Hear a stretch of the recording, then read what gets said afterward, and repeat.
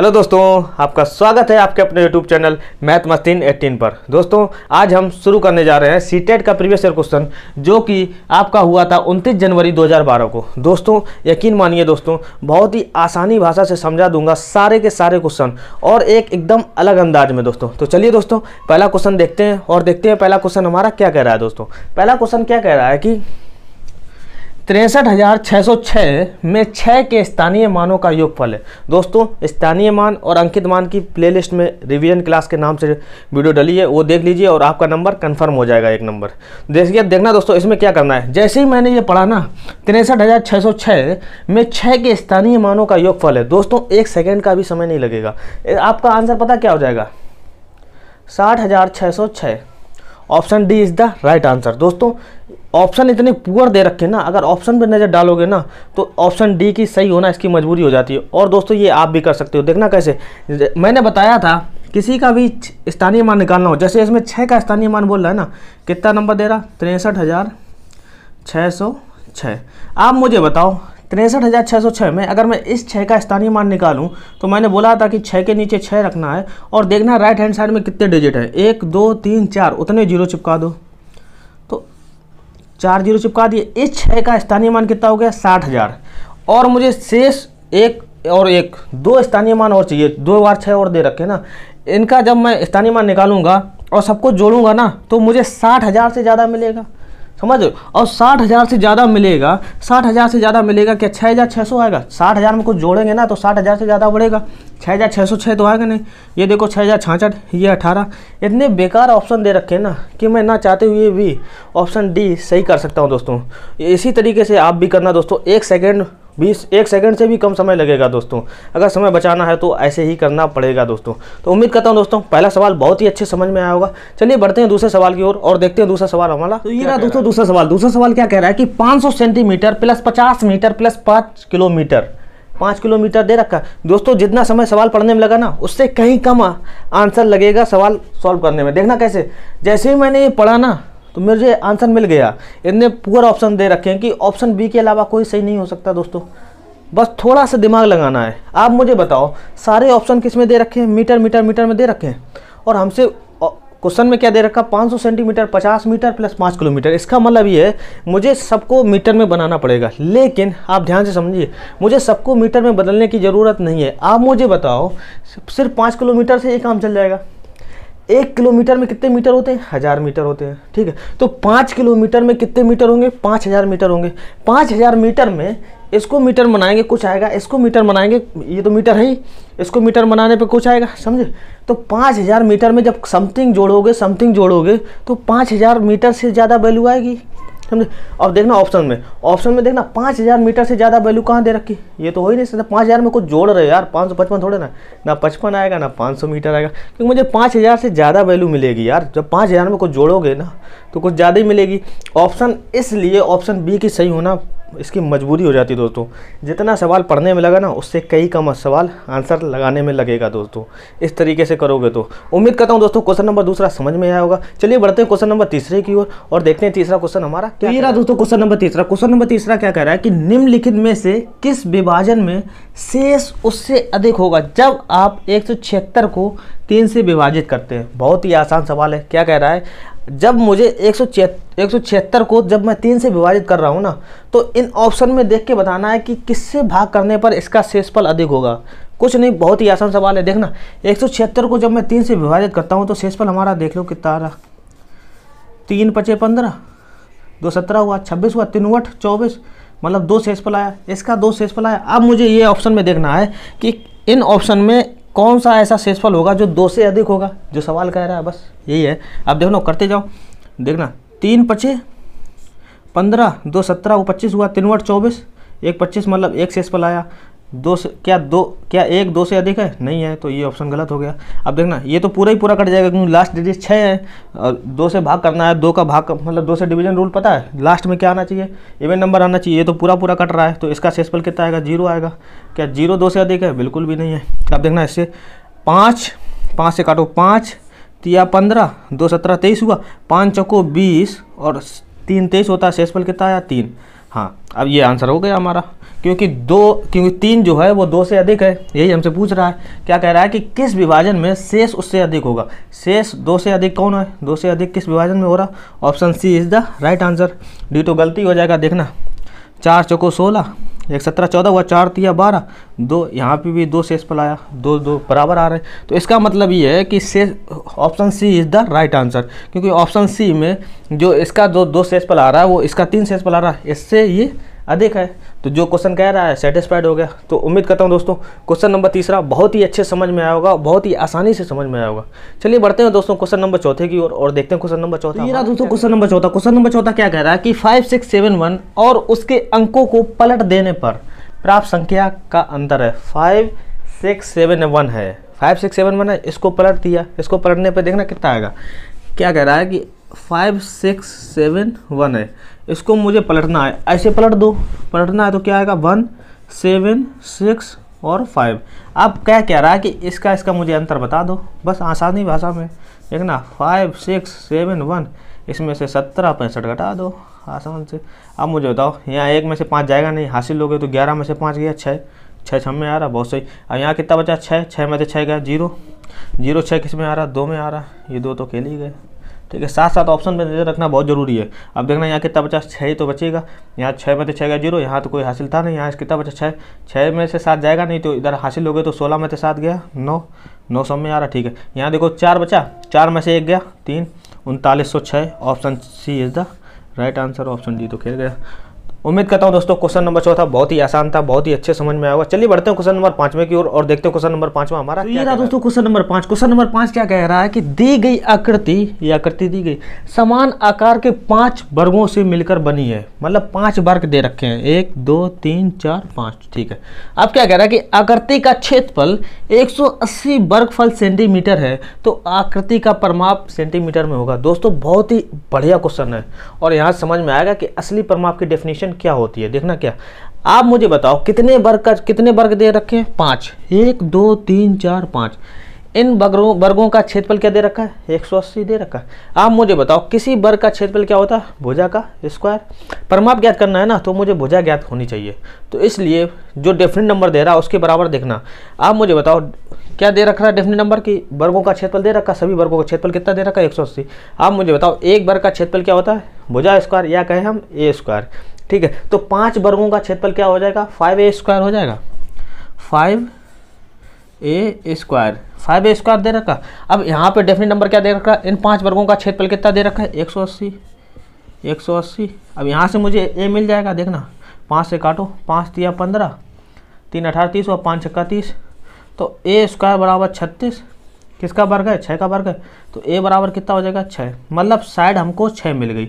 अब मुझे बताओ आकृति का परिमाप, आकृति का परिमाप क्या होता है बाहरी साइडों का योग होता है, जो 4 साइडें होती हैं।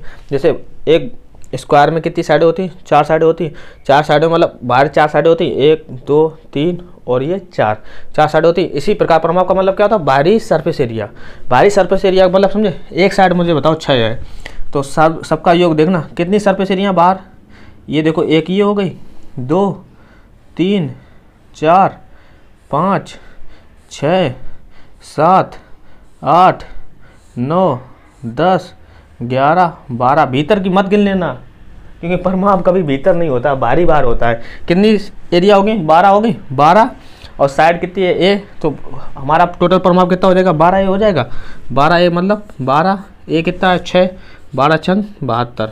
यहाँ गलती आपसे एक हो सकती है कि आप साइडें ये भी गिन लो भीतर वाली, यार भीतर वाली साइडें नहीं होंगी। परिमाप का असली मान क्या होता है पता, मतलब क्या होता है कि बाहरी साइडों का जितनी भी बाहरी साइडें हैं उसका योग कर दो, वो क्या कहलाता है परिमाप कहलाता है।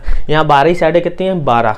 ठीक है, भीतर की मत गिनना बिल्कुल भी, ये भीतर की बाहर साइड नहीं है, ये तो भीतर का एरिया है यार, सब एरिया सब तो एरिया जा रहा है समझे, ये सब एरिया है भीतर का। तो बाहरी साइडें कितनी है 12 और साइड एक साइड का मान कितना है 6, तो 12 गुणे 6 कितना होता है 72, 72 मतलब option B is the right answer. तो उम्मीद करता हूँ दोस्तों क्वेश्चन नंबर 5 में बहुत ही अच्छे समझ में आया होगा। चलिए बढ़ते हैं क्वेश्चन नंबर 6वें की ओर और देखते हैं क्वेश्चन नंबर 6वां। क्वेश्चन नंबर 6वां, क्वेश्चन नंबर 6वां क्या कह रहा है कि 567 को 567 से विभाजित किया जाता है तो भागफल है। दोस्तों बहुत ही आसान सवाल है, कुछ नहीं आपको इससे भाग करना है इस संख्या को और पता करना है कि भागफल क्या है। देखना बहुत ही आसान सवाल है। क्या करना है आपको, 5 6 7 को किससे भाग करना है। आपसे एक संख्या दे रखी है 5 6 7 5 6 7 5 6 7, बस आपको ये पता करना है कि इससे भाग, इसका जब इस संख्या में भाग देंगे ना तो भागफल क्या आएगा। आप मुझे बताओ, 3 डिजिट का नंबर है तो 3 डिजिट पहले पकड़ेंगे, ये सब बात ही है आपको। तो 567 एकम 567 ये हुआ 567, तो यहाँ सब पड़ जाएगा। अब उतारेंगे 5। अब मुझे बताओ 567 5 में जाएगा नहीं, तो मुझे एक 0 लेना पड़ेगा और यहाँ से एक नंबर खरीदना पड़ेगा। 6 क्या 56 चला जाएगा 567 से, नहीं जाएगा, तो मुझे एक 0 और लेना पड़ेगा। यहाँ आ जाएगा 7, तो यहाँ हो जाए 567। लेकिन मुझे बस इतना ही करना है। आप मुझे बताओ, ऑप्शन पे दे डाल लो, देखो कहाँ 2 0 दे रखे हैं, 1 के बाद 2 0 कहाँ दे रखे हैं, 1 के बाद 1 0 दे रखा है, ये तो हो नहीं सकता, ये तो 3 ही है, ये तो 1 ही 1 दे रखा है। इसका मतलब option B is the right answer. दोस्तों जितनी ज़रूरत है ना सॉल्व करने की, बस उतनी ही किया करो। दोस्तों ज़्यादा सवाल लगाने की चक्कर में मत रहा करो कि पूरा सवाल लगाएंगे। पूरा सवाल लगा के सिर्फ आप समय बर्बाद करोगे और कुछ नहीं। समय बचाना है ना तो ऑप्शन पर नज़र रखना बहुत ही ज़रूरी है और उतना ही सॉल्व करो जितना ऑप्शन में रिक्वायरमेंट है दोस्तों। तो उम्मीद करता हूँ दोस्तों क्वेश्चन नंबर 6 बहुत ही अच्छे समझ में आया होगा। चलिए बढ़ते हैं क्वेश्चन नंबर 7 की ओर और देखते हैं क्वेश्चन नंबर 7 में दोस्तों। क्वेश्चन नंबर 7 क्या कह रहा है कि नीचे दिए गए पैटर्न को अध्ययन कीजिए। ये पैटर्न दे रखा है, अध्ययन करना है, बस करते हैं अध्ययन। देखना बहुत ही आसान सिंपल लॉजिक है। देखना क्या, आप मुझे बताओ, पहले 1 × 1 किया गया तो 1 आया, 11 × 11 किया गया तो 1 2 1 आया, और 111 × 111 किया गया तो 123 21 आया। आप पता इस पैटर्न को देख के नहीं लग रहा। आप मुझे बताओ, जब 1 डिजिट था तब 1 डिजिट आया, यहाँ कितने हैं 2 डिजिट हैं, 2 डिजिट हैं तो 2 डिजिट तक नंबर बढ़ना, 1 2 2 डिजिट हो गए। 2 डिजिट के बाद तुरंत पीछे चलने लगता है, 2 के बाद क्या आएगा 1। देखना यहाँ पे देखो 3 डिजिट है, 3 डिजिट है, इसका मतलब आगे जाएगा 1 2 3, 3 डिजिट तक बाद 3 डिजिट हो जाएंगे। जब 3 डिजिट पूरे हो जाएंगे तो इसके बाद में रिवर्स, 3 के पहले क्या आता है 2, 2 के पहले क्या आता है 1, बस ऐसे करना है। ये सेम पैटर्न है। देखना जैसे मैं कहूँ अगर 4 डिजिट होते यहाँ पे 1 1, 4 डिजिट मान लो 1 1 × 1 1 1 1, 4 डिजिट हो गए तो आपका आंसर क्या आता 1 2 3 4। पहले 4 डिजिट हैं तो 4 डिजिट तक चलिए, बस इसके बाद में जस्ट फिर रिवर्स होना चाहिए। 4 के पहले क्या आता 3, 3 के पहले क्या आता 2, 2 के पहले क्या आता 1, ये हमारा आंसर हो जाएगा। सिंपल सा लॉजिक है। ये मल्टीपल होता है 11 का, मल्टीपल ऑफ 11 का, ये इसकी एबिलिटी होती है, बहुत ध्यान से समझना। अब देखना यहाँ पे क्या पूछ रहा है कि ये कितने डिजिट दे रखे, 1 2 3 4 5, 5 डिजिट दे रखे तो ऑप्शन में कितना आ जाएगा, पहले देखो कितना आएगा, 5 डिजिट दे रखे तो 5 अंक तक आएगा, 1 2 3 4 5, यहाँ तक तो आना ही आना है। इसके बाद में 5 से पहले क्या आता है 4, 4 से पहले 3, 3 से पहले 2, 2 से पहले 1, बस यही आंसर हो गया। 1 2 3 4 5 4 3 2 1, 1 2 3 4 5, 4 के बाद 3 आना चाहिए, यहाँ आ ही नहीं रहा। 1 2 3 4 5, 5 के बाद 4 आता है, गलत। 1 2 3 4 5 तो आ ही नहीं, तो इसकी सही होना इसकी मजबूरी हो जाती है, फिर भी चेक कर ले रहे हैं। 1 2 3 4 5, 5 के बाद 4, 4 के बाद 3, 3 के बाद 2, 2 के बाद 1। दोस्तों उम्मीद करता हूँ ये पैटर्न बहुत ही अच्छा समझ में आया होगा। और ऐसा नहीं दोस्तों, ये पैटर्न ना बहुत ही फेमस पैटर्न है, सबको आता होगा दोस्तों। तो उम्मीद करता हूँ दोस्तों क्वेश्चन नंबर 7 में बहुत ही अच्छे समझ में आया होगा। चलिए बढ़ते हैं क्वेश्चन नंबर 8 की ओर और देखते हैं क्वेश्चन नंबर 8 हमारा दोस्तों। क्वेश्चन नंबर 8 क्या कह रहा है कि निम्नलिखित में से कौन सा सही है। मतलब क्या कह रहा है कि 1000 के पूर्ववर्ती का पूर्ववर्ती 999 है। ऑप्शन भी क्या कर रहा है 1000 के पूर्ववर्ती का परवर्ती 1001 है, 1000 के परवर्ती का पूर्ववर्ती 1002 है, 1000 के परवर्ती का पूर्ववर्ती 1000 है। दोस्तों अभी आप कंफ्यूज हो गए कि परवर्ती क्या होता है पूर्ववर्ती क्या होता है, बस 1 सेकंड लगेगा आपको समझाने में परवर्ती क्या होता है पूर्ववर्ती क्या होता है। आप मुझे बताओ पूर्ववर्ती किसे कहते हैं, संक्षेप में समझिए। पूर्ववर्ती की बात करूँ तो पूर्ववर्ती का मतलब क्या होता है, अगर मैं हिंदी में बात करूं तो पूर्ववर्ती मतलब पीछे की संख्या। जैसे मैं कहूं 2 का पूर्ववर्ती क्या होगा, 2 का पूर्ववर्ती मतलब 2 के पीछे क्या आता है 1। जैसे मैं कहूं 5 का पूर्ववर्ती क्या होगा, 5 का पूर्ववर्ती मतलब 4। समझ गए। इसी का जस्ट अपोजिट क्या होता है परवर्ती। परवर्ती क्या होता है, परवर्ती की बात करें, परवर्ती क्या होता है कि आगे की संख्या। अगर मैं परवर्ती की बात करूं तो परवर्ती क्या होता है आगे की संख्या, आगे की संख्या मतलब इंक्रीज बोल दो। जैसे मैं कहूँ मुझे बताओ कि 5 का परवर्ती क्या होगा, तो 5 के आगे की संख्या क्या होती है 6। अगर मैं कहूँ 12 का परवर्ती क्या होगा, 12 परवर्ती क्या होगा, 12 के आगे संख्या क्या आती है 13। बस इसी लॉजिक पे काम करना है देखना, और हमको ऑप्शन चेक करना है कि कौन सा सही है। इस पे विशेष ध्यान देना। आप मुझे बताओ 1000 के पूर्ववर्ती, 1000 का पूर्ववर्ती क्या होता है 9000, 1000 का पूर्ववर्ती क्या होता है 999 होता है। 1000 के पूर्ववर्ती मतलब 999 का पूर्ववर्ती, 999 का पूर्ववर्ती मतलब पीछे की संख्या 998 है। यहाँ देखो क्या दे रखा, हमें आंसर कितना आ रहा है 998, यहाँ क्या करें 999, ये तो ऑप्शन गलत हो जाएगा बिल्कुल ही। आप देखना दूसरा 1000 के पूर्ववर्ती, 1000 के पूर्ववर्ती मतलब समझे 999, 999 का परवर्ती, 999 में से परवर्ती मतलब एक आगे संख्या, मतलब 999 से आगे क्या होता है 1000, 1000 आता है। यहाँ क्या दे रखा है 1001, तो ये बिल्कुल जाहिर सी बात है, ये गलत हो जाएगा। आप मुझे बताओ 1000 के परवर्ती, 1000 के परवर्ती मतलब 1000 के आगे संख्या क्या आती है 1001, 1001 का पूर्ववर्ती, 1001 का पूर्ववर्ती मतलब समझे 1001 से पीछे की संख्या मतलब 1000 है, 1000 तो दे नहीं रखा यहाँ, 1002 दे रखा, तो ये भी गलत हो जाएगा। आप मुझे बताओ 3 ऑप्शन गलत हो गए, तो चौथे की सही होना इसकी मजबूरी हो जाएगी। इसको चेक ही नहीं करना, समय बर्बाद नहीं करना, लेकिन फिर भी आपके लिए कर देता हूँ। 1000 के परवर्ती, 1000 परवर्ती मतलब 1001 का पूर्ववर्ती, 1001 का पूर्ववर्ती क्या होता है मतलब पीछे संख्या 1000, तो 1000 दे रखा है, बिल्कुल सही हो जाएगा। फिलहाल इसको चेक करने की जरूरत नहीं थी, ये ऑटोमेटिक सही हो जाता। जब 3 ऑप्शन गलत हो गए थे तो चौथे ऑप्शन की सही होना इसकी मजबूरी हो जाती। तो उम्मीद करता हूँ दोस्तों परवर्ती और पूर्ववर्ती बहुत ही अच्छे समझ में आया होगा। चलिए बढ़ते हैं क्वेश्चन नंबर 9 की ओर और देखते हैं क्वेश्चन नंबर 9। दोस्तों क्वेश्चन नंबर 9 क्या कह रहा है कि एक दुकान में 239 खिलौने हैं, 70 और खिलौने लाए गए, उनमें से 152 बिक गए, तो बचे हुए खिलौने की संख्या। दोस्तों गधों के तरीके से सॉल्व मत कर लेना, ऑप्शन पे नजर रखना कि ऑप्शन में पूरा सॉल्व करने की जरूरत नहीं कही गई है। देखना कैसे आपसे क्या इक्वेशन बना रखी 239 माइनस 70 प्लस 152 समथिंग इक्वेशन दे रखी है। जैसा कहता जाए ना वैसा करते जाइए, पूरा सॉल्व करने की जरूरत नहीं है दोस्तों। आप ऐड सब्ट्रैक्ट करके आंसर मत निकाल देना, ऑप्शन पे इसीलिए कहता हूँ नजर रखना बहुत ही जरूरी है।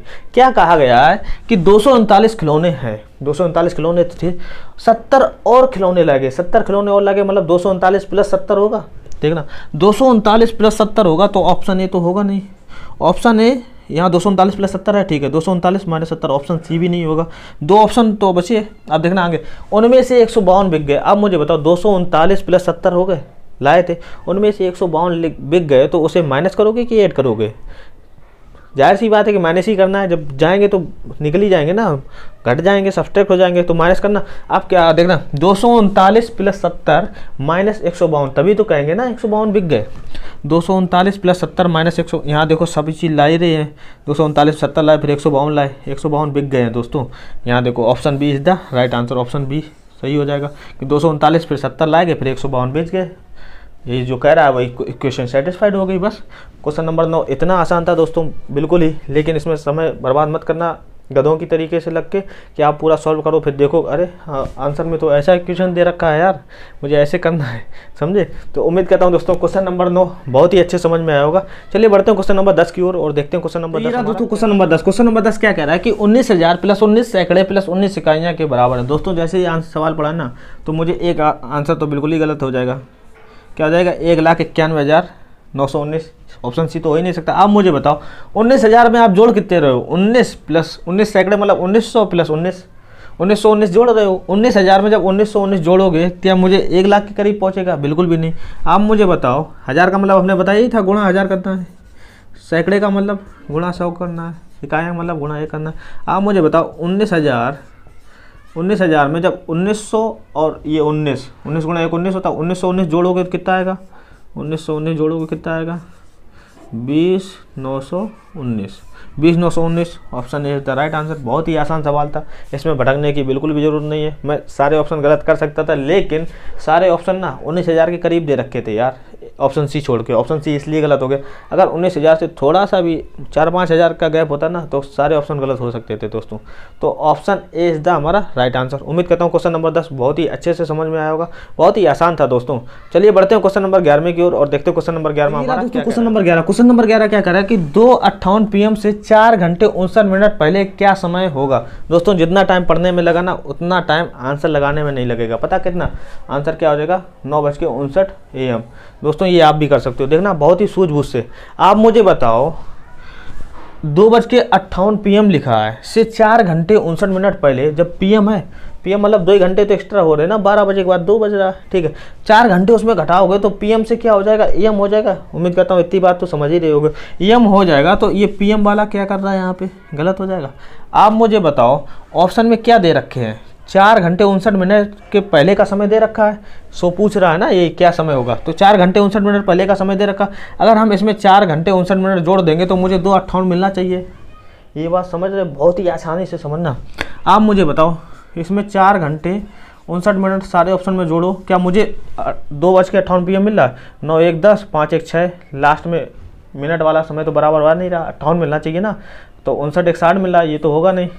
यहाँ देखो 9 57 में 4 घंटे 59 मिनट जोड़ोगे तो 9 7 16, 6 लास्ट में 6 आ रहा, हमको चाहिए कितना 8, तो ये भी गलत हो गया। आप मुझे बताओ 9 59 में ही जब 4 घंटे 59 मिनट जोड़ोगे ना तब 2:58 मिलेगा, इसका मतलब ऑप्शन डी की सही होना इसकी मजबूरी हो जाती है। दोस्तों कुछ नहीं करना है आपको, सब्ट्रैक्ट भूल जाइए, समझे। आप ऑप्शन से देखिए ना किसमें मैं 4 घंटे 59 मिनट जोड़ूँ ताकि मुझे 2:58 PM मिले। सिंपल सा आंसर है, 2:58 PM मिले, मतलब मिनट का खेल खेल लीजिए। देखना 9 1 60, इसमें 60 आ रहा, ख़त्म। हमें चाहिए 8, इसमें तो PM को पहले कैंसिल हो गया, क्योंकि PM से पहले क्या आएगा, AM आएगा ना 4 घंटे पहले। अगर 2 घंटे तक का होता तब तो PM ही रहता, समझे। अब देखना यहाँ 57 है, 57 में 59 जोड़ोगे तो 9 7 16 ही हो जाएगा, 6 मतलब 6 समथिंग मिनट आएगा। हमको चाहिए क्या 8 समथिंग मिनट चाहिए लास्ट में। अब देखना ये ऑप्शन बचा, इसकी सही होना इसकी मजबूरी हो जाती है। दोस्तों बहुत ही आसान सवाल था, बहुत ही आसानी से सॉल्व करवा दिया दोस्तों। तो उम्मीद करता हूँ दोस्तों क्वेश्चन नंबर 11 बहुत ही अच्छे समझ में आया होगा। चलिए बढ़ते हैं क्वेश्चन नंबर 12 की ओर और देखते हैं क्वेश्चन नंबर 12। दोस्तों क्वेश्चन नंबर 12 क्या कह रहा है कि 37 59 इंटू 95 73 के गुणनफल में 2.5 अंक और इकाई अंक का योगफल है। दोस्तों इस सवाल को करने के लिए ना मुझे आपको क्लास 4 या 3 में ले जाना पड़ेगा। देखना कक्षा 4 3 वाले बता जैसे करते थे गुणा ना वैसे ही करिए और देखना कितना आसान हो जाएगा। आप मुझे बताओ कक्षा 3 4 में गुणा कैसे किया जाता है। 3 7 5 9 गुणा 9 5 7 3 ऐसे गुणा किया जाता था। अब देखो 3 निम 27 की 7, हमें 2.5 तक चाहिए तो 2.5 तक फर्क अंतर पड़ेगा। देखना 3 निम 27 की 7 हासिल लगी 2, 3 बचे 15 2 17 17 की 7। अब आगे कुछ लेना देना नहीं है क्योंकि मुझे 2.5 तक ही चाहिए अंक। देखना इसके बाद जब 7 का उतारा लेते तो यहाँ क्रॉस लगाते थे। 7 निम 63 की 3 हासिल लगी 7, मुझे आगे चाहिए नहीं क्योंकि 10 तक स्थान मिल गए। अब बताओ 5 लेते तो मैं 2 क्रॉस लगाता था फिर आगे लिखता था। 3 4 चौथा लिया तो मैं 3 क्रॉस लगाऊंगा आगे लिख दिया। आप मुझे बताओ इकाई और दहाई का अंक सिर्फ इन्हीं 2 फैक्टर पर डिपेंड करेगा। देखना 7 की 7 7 3 10 की 0 हासिल लगी 1, कितना आएगा कोई फर्क नहीं। इकाई का अंक 7 आ गया, दहाई का अंक 0 आ गया। बहुत ही आसान सवाल है, बहुत ही आसानी समझना। देखना दहाई और इकाई का अंक किस पे डिपेंड करता है। इकाई का अंक लास्ट डिजिट पे डिपेंड करता है, दहाई का अंक लास्ट 2 डिजिट पे डिपेंड नहीं करता है। लास्ट 2 डिजिट पे डिपेंड करता है मतलब लास्ट 2 डिजिट का मल्टीप्लाइंग फैक्टर ऐसे करोगे गुणा मल्टीप्लायर ऐसे करोगे तो यहाँ सब क्रॉस लग जाता है। बचपन में ऐसे लगाते थे। अब मुझे बताओ दहाई का अंक 7 है, इकाई का अंक 7 है, दहाई का अंक 0 है, तो इनका योगफल क्या होगा 0 + 7 = 7। बहुत ही आसान सवाल था, अगर आसानी से समझोगे ना तो बहुत ही आसानी तरीके से हो जाएगा। अगर दिमाग लगाओगे तो समय की घोर बर्बादी होगी। दोस्तों जैसे करते थे ना क्लास 3 और 4 वाले वैसे ही करना और आपको इकाई और दहाई का अंक बिल्कुल सेम मिल जाएगा। आप मुझे बताओ आगे दहाई का अंक निकालना है, सबसे हाईएस्ट दहाई है, मुझे दहाई तक ही चाहिए, आगे बढ़ने की ज़रूरत ही नहीं है। तो देख लो गुणा करके, यहाँ देखो क्रॉस लग जाता है तीसरे पार्ट में, चौथे पार्ट में 3 क्रॉस हो जाते हैं, तो खाली 2 ही पार्ट डिपेंड करते हैं इकाई और दहाई के अंक। तो पहला पार्ट 7, इधर क्रॉस लगाया 3, अब जोड़ दो 7 7 3 10 की 0 0 और 7 कितना हो गया 7। तो उम्मीद करता हूँ दोस्तों क्वेश्चन नंबर 12 बहुत ही अच्छे समझ में आया होगा। चलिए बढ़ते हैं क्वेश्चन नंबर 13 की ओर और देखते हैं क्वेश्चन नंबर 13 हमारा। तो ये रहा दोस्तों क्वेश्चन नंबर 13। क्वेश्चन नंबर 13 क्या कह रहा है कि एक पेंसिल का मूल 2.5 रुपये है। बहुत सही। अमित भाई साहब क्या करते हैं कि 1.5 दर्जन पेंसिलें खरीदता है और दुकानदार को 100 रुपये का नोट देता है, उसे कितने रुपए वापस मिलेंगे। बहुत ही आसान सवाल है, दुकानदारी सवाल है। देखना कैसे अमित भाई साहब क्या करते हैं कि 1.5 दर्जन पेंसिलें खरीदते हैं। आप मुझे बताओ 1 दर्जन पेंसिल का में कितने पेंसिलें होंगी 12, तो 1.5 दर्जन में कितनी होंगी आधा दर्जन और 12 मतलब 12 का आधा 6, तो 1.5 दर्जन टोटल क्वांटिटी कितनी होगी 18 पेंसिलें होंगी। एक पेंसिल का मूल 2.5 रुपये है तो 18 पेंसिलों का मूल कितना होगा, बस यही पूछ रहा। 18 पेंसिलों का मूल कितना होगा, देखना 18 गुणे 2.5 रुपये, तो 18 × 5 = 90, 90 की 0 दशमलव लगाया, 18 दूनी 36 और 9 45, मतलब कितना हो गया 18 पेंसिलों का मूल कितना हो गया 45 रुपये। आप मुझे बताओ 100 रुपये का नोट दिया तो 45 का सामान खरीद लिया, अब दुकानदार कितने रुपए वापस देगा 45, कितने 50 रुपये दे दिए आपने, 100 रुपये दिए आपने, 45 का सामान खरीद, दुकानदार कितने देगा आपको 55 रुपये। 45 55 कितने होते हैं 100 होते हैं ना, तो कितना आ जाएगा, option C is the right answer. बहुत ही सरल सवाल था दोस्तों, कुछ नहीं, दुकानदारी करनी होती है और आपने दुकानदारी की भी होगी दोस्तों। तो उम्मीद करता हूँ क्वेश्चन नंबर 13 बहुत ही समझ में आया हो। चलिए बढ़ते हैं आज के लास्ट के सवाल की ओर और देखते हैं क्वेश्चन नंबर 14 जो कि हमारा लास्ट सवाल है। इतने सवाल थे, देखते हैं क्वेश्चन नंबर 14 हमारा दोस्तों। क्वेश्चन नंबर 14 क्या कह रहा है कि 1/2 में कितने 1/8 हैं। दोस्तों इस तरह के क्वेश्चन ना बहुत किए हैं, कुछ नहीं करना, बेसिक से करना है। देखो 1/2 में कितने 1/8 हैं, जितना कहा जाए उतना करते जाइए। 1/8 है, मान लीजिए n 1/8 है। आप मुझे बताओ n की वैल्यू क्या रखेंगे कि मुझे 1/2 के बराबर मिल जाए, या डायरेक्ट ही सॉल्व कर लीजिए, बहुत ही आसान सवाल है। 2 चौको 8, तो n × 1/4 बराबर कितना आ रहा, 1 आया, 1 आया, तो n बराबर कितना 4 उधर चला जाएगा, n बराबर कितना आएगा 4।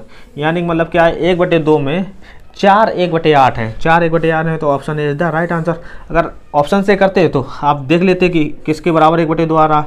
मान लीजिए इक्वेशन देखना 1/2, ये सब मन में रखना, n × 1/8 है। आप बताओ n की वैल्यू क्या रखें कि मुझे 1/2 के बराबर मिलना चाहिए। n की वैल्यू अगर मैं 4 रख रहा हूँ तो 4 × 1/8 क्या मुझे 1/2 दे रहा है, 4 दूनी 8, जी हाँ दे रहा है 1/2, इसका मतलब 4 ही ऑप्शन सही हो जाएगा। इस तरीके से ऑप्शन से करते हैं दोस्तों। तो उम्मीद करता हूँ दोस्तों ये सेशन आपको बहुत ही अच्छे समझ में आया होगा। अगर समझ में आया तो लाइक कीजिए, चैनल को सब्सक्राइब कीजिए और दोस्तों के साथ शेयर कीजिए ताकि अन्य का भी भला हो दोस्तों। चलिए दोस्तों इसी के साथ विदा लेते हैं, जय हिंद दोस्तों।